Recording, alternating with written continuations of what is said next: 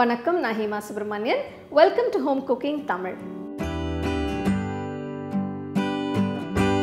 இது வந்து எறா வச்சு செய்யறது கிறிஸ்பி ப்ரான் பால்ஸ். இது எப்படி செய்யறதுன்னு பார்க்கலாம்.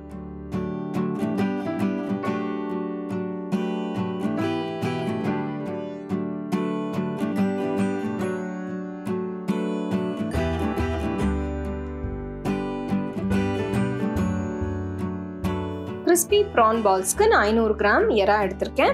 எறால கொஞ்சம் மஞ்சத்தூள், கொஞ்சம் உப்பு போட்டு நல்லா சுத்தமாக கழுவிக்கணும்.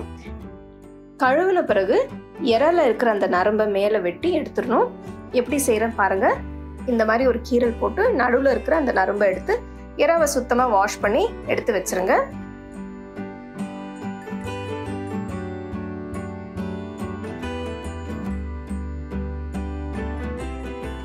எல்லா எறாவும் சுத்தம் பண்ண பிறகு இந்த மாதிரி சின்ன துண்டுகளை நறுக்கி வச்சுக்கோங்க.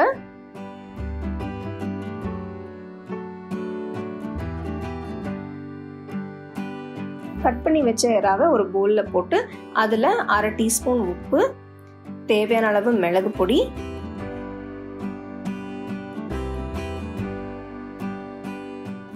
ரெண்டு டீஸ்பூன் சோயா சாஸ், 1 டீஸ்பூன் இஞ்சி, பூண்டு, பச்சை மிளகா, வெங்காயம் இதெல்லாம் சேர்த்து அரைச்ச பேஸ்ட் 1 டீஸ்பூன் போடணும்.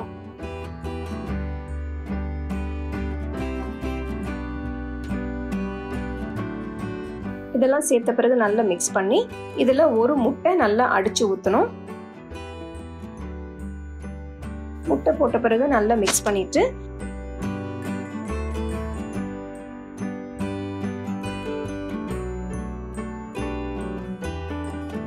அடுத்தது இதுல 2 டேபிள் ஸ்பூன் கார்ன்ஃப்ளவர்,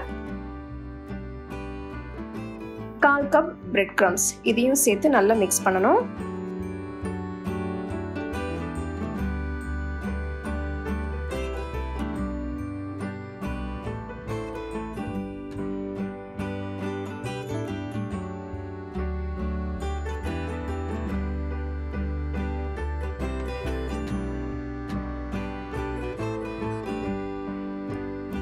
எல்லாம் நல்லா மிக்ஸ் பண்ண பிறகு அதை கொஞ்சம் கொஞ்சமாக எடுத்து உருண்டைகளாக்கி பிரெட் க்ரம்ஸ் மேலே போட்டு ரோல் பண்ணி தனியாக எடுத்து ஒரு தட்டில் வச்சுருங்க.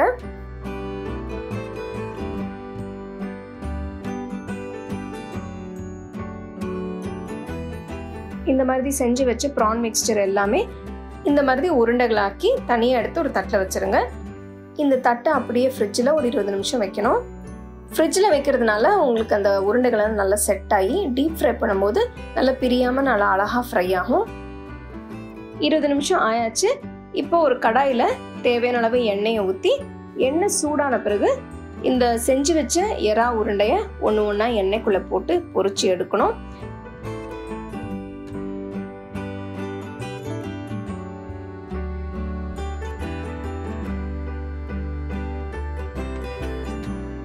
ஃப்ளேம் மீடியமில் வச்சு பொரிச்சிங்கன்னா எறா உருண்டை நல்லா வேகும். நல்ல கோல்டன் ப்ரௌன் கலர் வர வரைக்கும் வறுத்து எடுத்து வச்சிருங்க.